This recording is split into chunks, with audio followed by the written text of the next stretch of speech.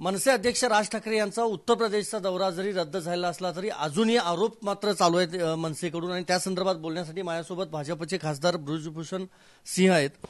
Sir, एक तो मनसे यानी एमएनएस ऐसा दावा एक कर रही है कि एक ट्रैप था और ये ट्रैप एनसीपी और शिवसेना ने तैयार किया हुआ था राज ठाकरे के लिए। देखिए, अयोध्या जाने की जो घोषणा थी वो राज ठाकरे ने की थी, ना कि किसी अन्य ने की थी। और कौन लोग उनको ट्रैप कर रहे थे, कौन लोग उनको आश्वासन दिए थे कि मुख्यमंत्री उनसे मुलाकात करेंगे, वो कौन से लोग थे, तो वो तो वही बता सकते हैं। हमारा तो सीधा सा प्रकरण है।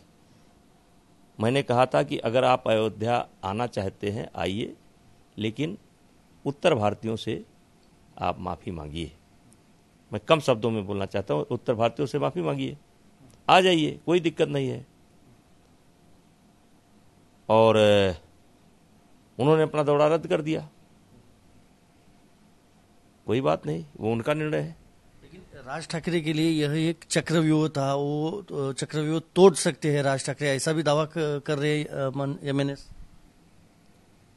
अब वो चक्रव्यूह मैं नहीं समझ पा रहा हूँ, वो उनकी क्या लड़ाई है उनसे, शिवसेना से क्या है और या एनसीपी से क्या है। हमारे को उससे कोई लेना देना नहीं है। मेरा लेना देना तो इतना था कि आप अयोध्या आना चाहते हैं तो उत्तर भारतीयों से माफ़ी मांगिए। दूसरी एक बात है, शरद पवार साहब की आपने प्रशंसा की, सुप्रिया सुले बहन मानूंगा ऐसा बोले, लेकिन एमएनएस बोल रहे दया कुछ तो गड़बड़ है इसमें। देखिए, वो अपने झूठ के जाल में खुद फंस गए हैं। वो जो झूठ का जाल बुन रहे थे वो खुद फंस गए हैं।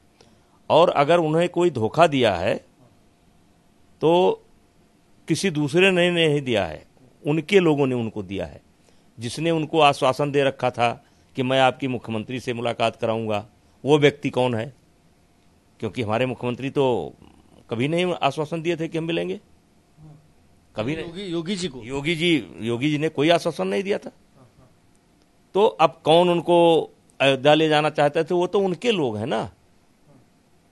तो अगर उनको ट्रैप कोई कर रहा था तो उनके लोग कर रहे थे। मैंने तो बाद में घोषणा किया ना, मैंने तो बाद में घोषणा किया कि अगर ये आएंगे। अच्छा, ये बताइए, इसमें कौन सी बड़ी बात थी? माफी मांगने में दिक्कत क्या है? ये कौन सी बड़ी बात है?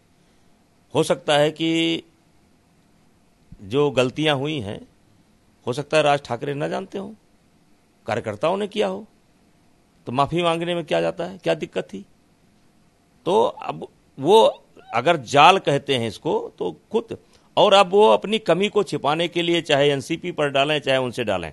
जहां तक शरद पवार जी की बात है, देखिए, राजनीतिक पार्टियां अपना अलग अलग कार्यक्रम चलाती हैं और राजनीतिक विचार अलग है। मैं फिर आपके चैनल के माध्यम से, महाराष्ट्र में बहुत देखा जाता है, मैं फिर कहता हूं कि शरद पवार एक अच्छे इंसान हैं। उनकी बेटी भी एक बहुत, मेरे निगाह में तो एक बहुत अच्छी महिला है। और रहा सवाल उस फोटो का, तो मैं कुश्ती संघ का अध्यक्ष हूं। पुणे में एक कार्यक्रम था, पवार साहब भी खेल से जुड़े हैं। हमारा कुश्ती संघ जो महाराष्ट्र का है, उस पर होल्ड पवार साहब का ही है। और पवार साहब हमारे समर्थन में हमेशा रहते हैं कुश्ती को लेकर के। उनका मानना है कि जब से हमने कुश्ती का काम संभाला है, तब से कुश्ती में बड़ी प्रगति हुई है। तो ऐसा करके एक कार्यक्रम था, 3 दिन का वो कार्यक्रम था, और पवार साहब 2 घंटे के लिए रोज आते थे। और उनके कार्यकर्ता जो माला लेकर के आते थे स्वागत के लिए पवार साहब के, तो पवार साहब वो माला मुझको पहनाते थे।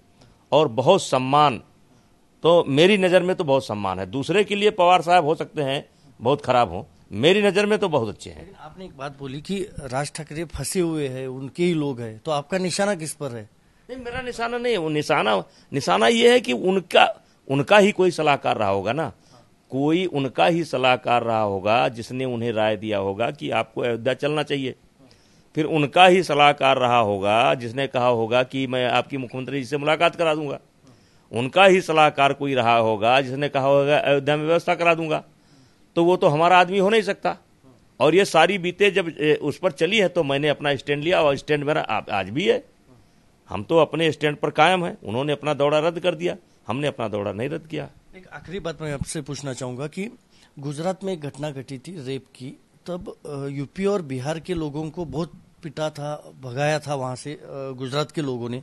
तो एमएनएस ये बोल रहे हैं कि आपने जब मोदी जी अयोध्या में आए तब उनको क्यों नहीं रोका, अभी राज ठाकरे को आप रोक रहे? देखिए, पहले पंजाब में भी कुछ इस प्रकार की घटनाएं होती थी। वहां पर मैंने आज के लगभग 15 साल पहले एक संगठन बनाया, अवध नवयुवक संघ, और उस संगठन के माध्यम से वहां के नेताओं से हमने बातचीत की। और आज पंजाब का हर नेता, चाहे वो कांग्रेस पार्टी का हो, चाहे वो बीजेपी से जुड़ा हो, हर नेताओं के हमारे लोगों के अच्छे संबंध हैं और बहुत अच्छी तरीके से रहते हैं। रहा सवाल गुजरात की, आप बात कर रहे हैं, तो यदा कदा घटनाएं घटती हैं और उसका समाधान भी होता है। लेकिन गुजरात में उत्तर भारतीयों के साथ कोई खास घटना घट सकती है, लेकिन जिस प्रकार से मुहिम चलाया राज ठाकरे साहब ने, जिस तरीके से एक अभियान चलाया, ऐसा कोई अभियान गुजरात के किसी नेता ने नहीं चलाया। इन्होंने एक अभियान चलाया, राजनैतिक बैनर के साथ इन्होंने एक अभियान चलाया कि उत्तर भारतीय गो, लेकिन ऐसा कोई अभियान गुजरात में नहीं चला। और मैं